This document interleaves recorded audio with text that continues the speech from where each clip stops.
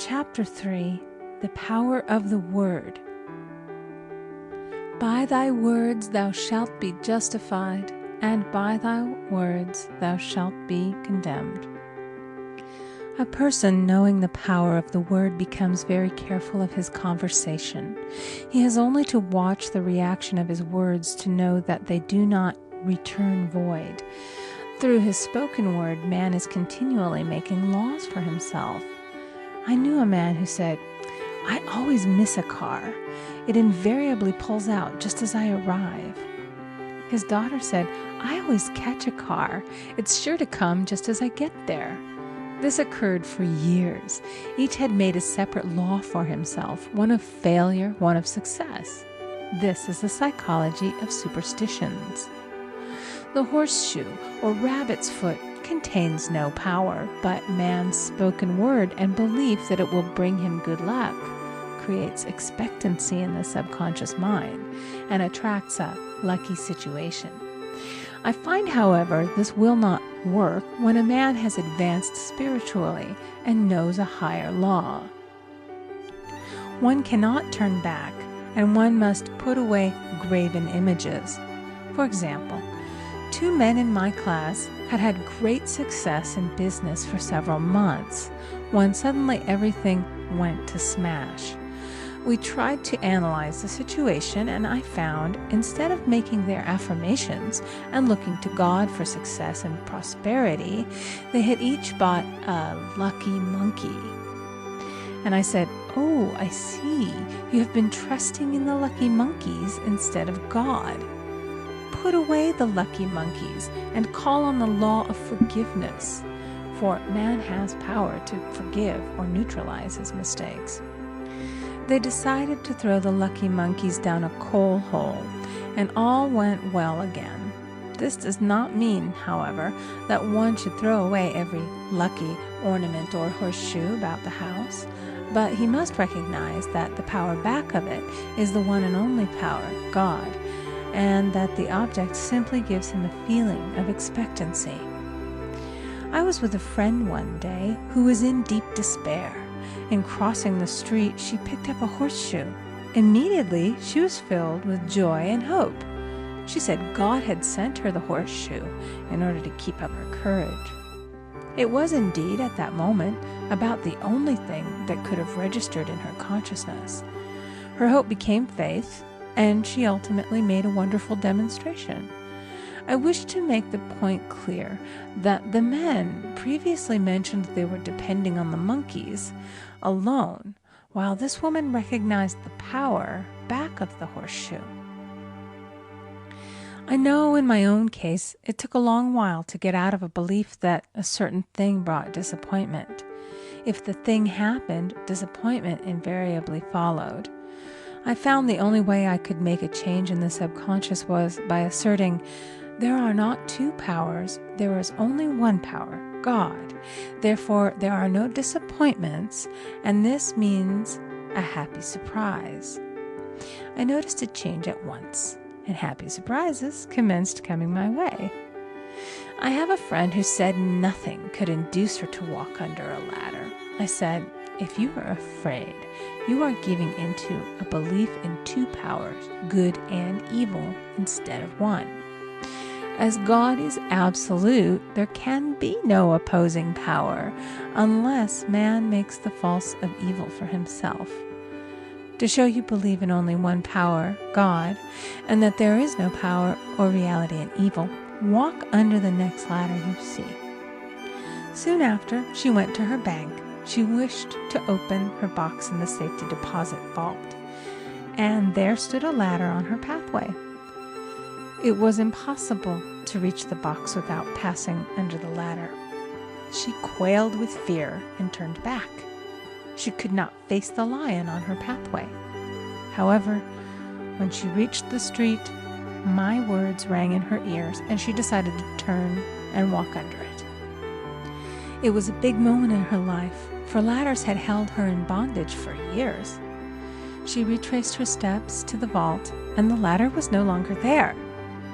This so often happens. If one is willing to do a thing that he is afraid to do, he does not have to. It is the law of non-resistance, which is so little understood. Someone has said that courage contains genius and magic. Face a situation fearlessly, and there is no situation to face. It falls away of its own weight. The explanation is that fear attracted the ladder on the woman's pathway, and fearlessness removed it. Thus, the invisible forces are ever working for the man who is always pulling the strings himself, though he does not know it. Owing to the vibratory power of words, whatever man voices, he begins to attract. People who continually speak of disease invariably attract it. After man knows the truth, he cannot be too careful of his words. For example, I have a friend who often says on the phone, "Do come to see me and have a fine old-fashioned chat." This old-fashioned chat means an hour of about 500 to 1,000 destructive words, the principal topics being loss, lack, failure, and sickness. I reply, "No, thank you. I've had enough old-fashioned chats in my life. They are too expensive, but I will be glad to have a new-fashioned chat and talk about what we want, not what we don't want." There is an old saying that man only dares to use his words for three purposes: to heal, bless, or prosper. What man says of others will be said of him, and what he wishes for another he is wishing for himself. Curses like chickens come home to roost. If a man wishes someone bad luck, he is sure to attract bad luck himself. If he wishes to aid someone to success, he is wishing and aiding himself to success.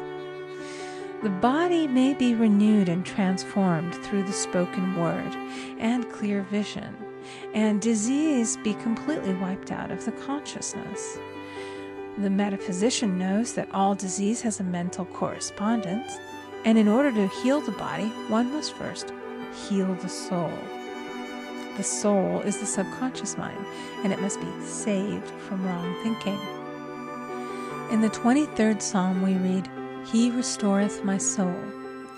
This means that the subconscious mind or soul must be restored with the right ideas, and the mystical marriage is the marriage of the soul and the spirit, or the subconscious and superconscious mind. They must be one. When the subconscious is flooded with the perfect ideas of the superconscious, God and man are one. I and the Father are one. That is, he is one with the realm of perfect ideas. He is the man made in God's likeness and image, imagination, and is given power and dominion over all created things, his mind, body, and affairs. It is safe to say that all sickness and unhappiness come from the violation of the law of love. A new commandment I give unto you, love one another. And in the game of life, love or goodwill takes every trick.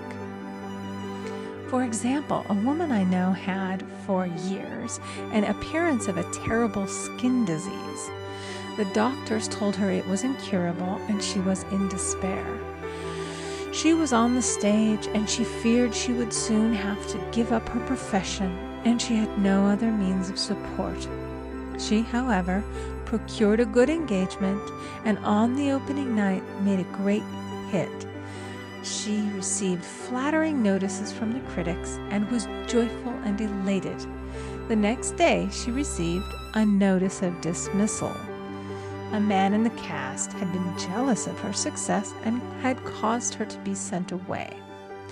She felt hatred and resentment taking complete possession of her, and she cried out, "Oh God, don't let me hate that man."